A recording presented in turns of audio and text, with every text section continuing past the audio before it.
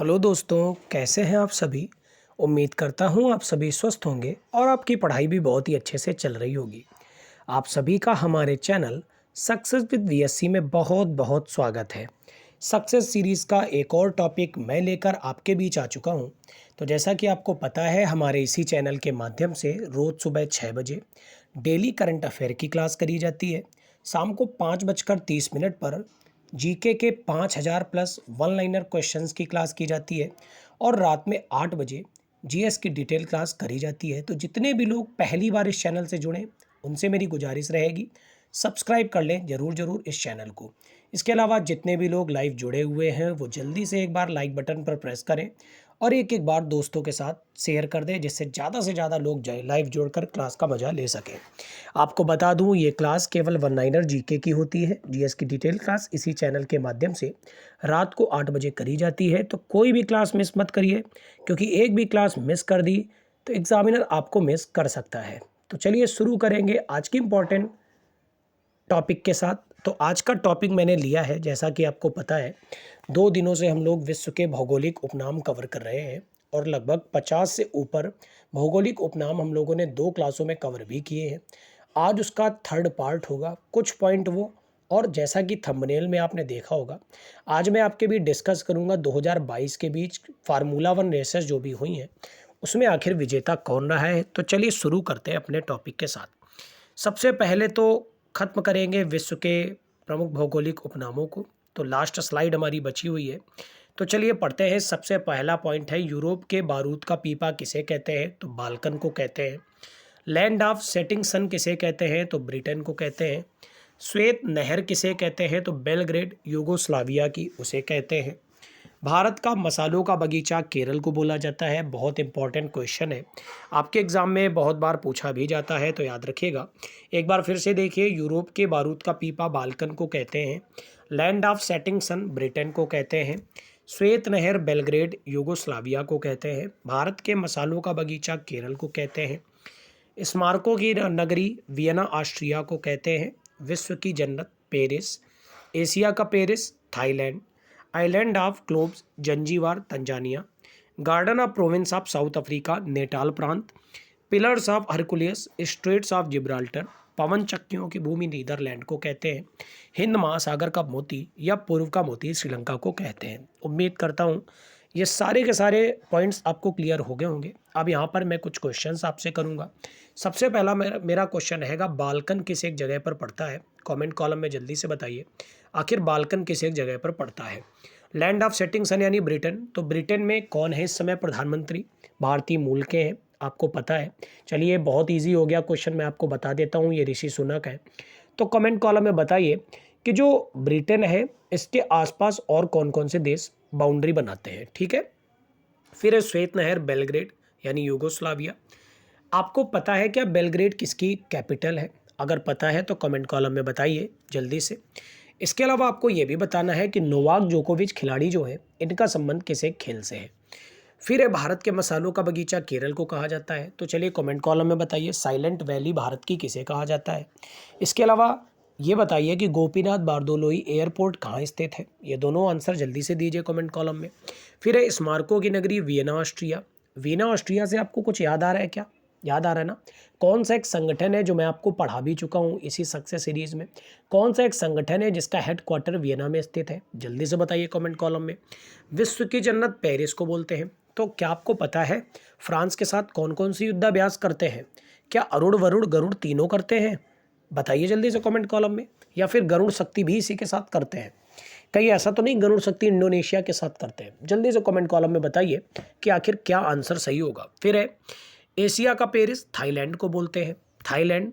अच्छा ये बताइए कमेंट कॉलम में कि सफ़ेद हाथियों की भूमि किसे कहा जाता है? कहीं ये थाईलैंड को ही तो नहीं कहते हैं कि किसी और को कहते हैं? अगर किसी और को कहते हैं तो कमेंट कॉलम में बताइए किसको कहते हैं। ठीक है, फिर एक, island of globes Zanzibar Tanzania. Tanzania किस एक महाद्वीप में पड़ता है? ये भी कमेंट कॉलम में बताइए। अब कुछ लोग सोचें उससे पहले मैं बता दूं, मैं इतने सारे क्वेश्चंस इसलिए देता हूं जिससे आप ज़्यादा से ज़्यादा चीज़ों को सर्च करेंगे तो आपको ज़्यादा से ज़्यादा चीज़ें कवर होगी, है ना। चलिए बढ़ते हैं नेक्स्ट पॉइंट की तरफ।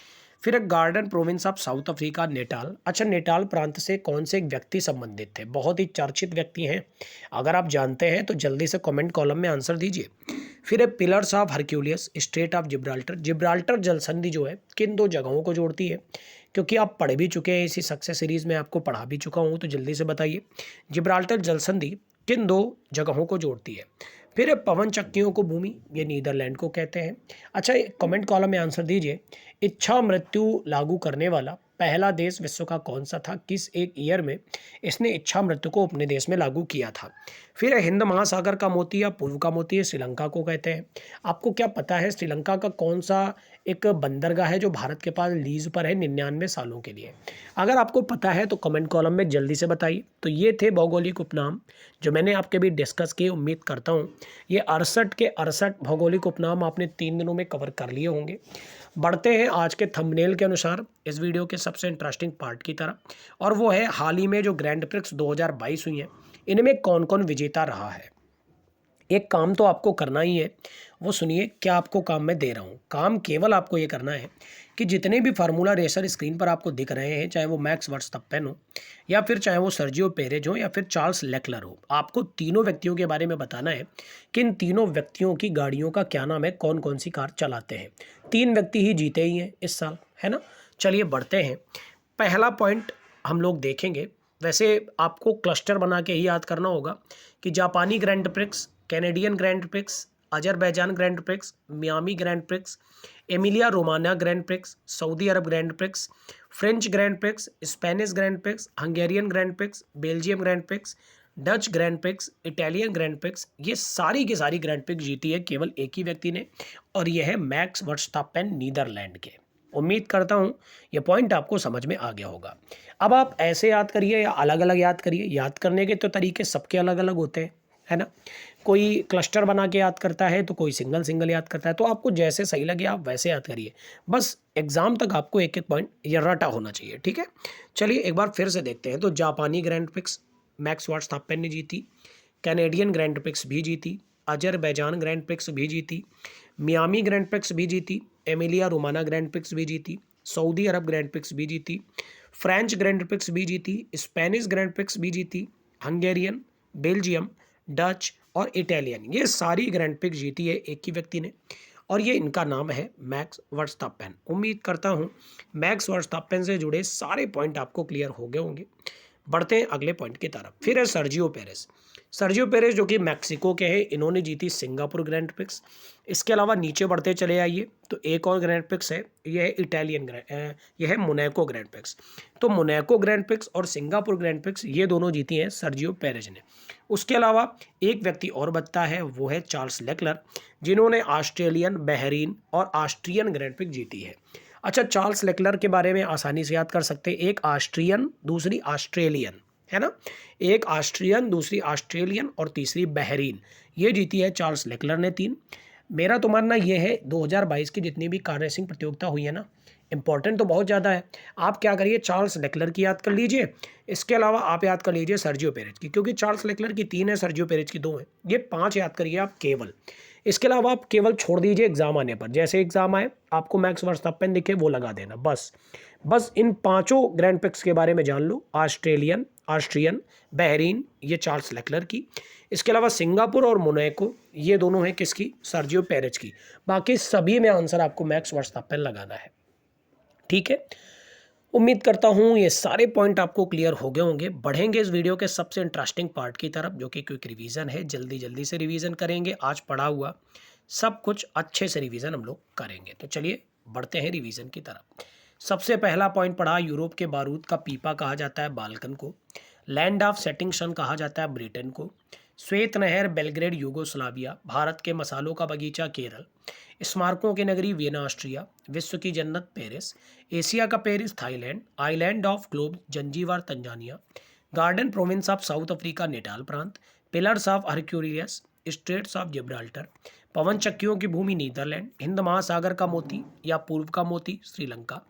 इसके बाद ग्रैंड प्रिक्स हम लोगों ने पढ़ी, और ग्रैंड प्रिक्स में एक अच्छी सी ट्रिक जानी हम लोगों ने कि सिंगापुर ग्रैंड प्रिक्स और मोनाको ग्रैंड प्रिक्स अगर छोड़ दें तो ये सर्जियो पेरेज मैक्सिको के जीते। इसके अलावा ऑस्ट्रेलियन, ऑस्ट्रियन और बहरीन, ये जीते हैं मोनाको के चार्ल्स लेक्लर। इसके अलावा बाकी सभी बची हुई ग्रैंड प्रिक्स जीते हैं मैक्स वर्स्टैपन। इसमें मैंने 1-2 ग्रैंड प्रिक्स छोड़ भी दी हैं। अब वो कौन-सी मैंने ग्रैंड प्रिक्स छोड़ी हैं, आपको कमेंट कॉलम में बताना है, और वो मैंने जानबूझ के इसलिए छोड़ी है क्योंकि आप चीज़ों को सर्च करें, सर्च करेंगे तो आपको और भी नई-नई चीज़ें देखने को मिलेंगी, है ना? सर्च करने से नई-नई चीज़ें ये मिलती हैं कि उस देश की कैपिटल पता चल जाती है, उस देश की करेंसी पता चल जाती है, देश किस से कॉन्टिनेंट में पड़ता है ये पता चल जाता है। इसके अलावा और भी तमाम सारी चीज़ें आपको पता चल जाती है। तो जल्दी से बताइएगा कौन-कौन सी 2 मैंने 2 या 3 छोड़ी हुई हैं, कमेंट कॉलम में आंसर दीजिएगा। तो कैसा लगा आपको वीडियो, आप कमेंट कॉलम में ज़रूर बताना। इसके अलावा यहाँ लिखे हुए तीनों देश नीदरलैंड, मोनाको और मेक्सिको की कैपिटल करेंसी भी बताना। उम्मीद करता हूँ वीडियो बहुत ही पसंद आया होगा। अगर वीडियो पसंद आता है तो केवल एक काम करिए, दोस्तों के पास ज़्यादा से ज़्यादा शेयर करिए और ज़्यादा से ज़्यादा वर्क जो देते हैं क्लास के बीच में वो कंप्लीट करिए। Thank you everyone, God bless you all.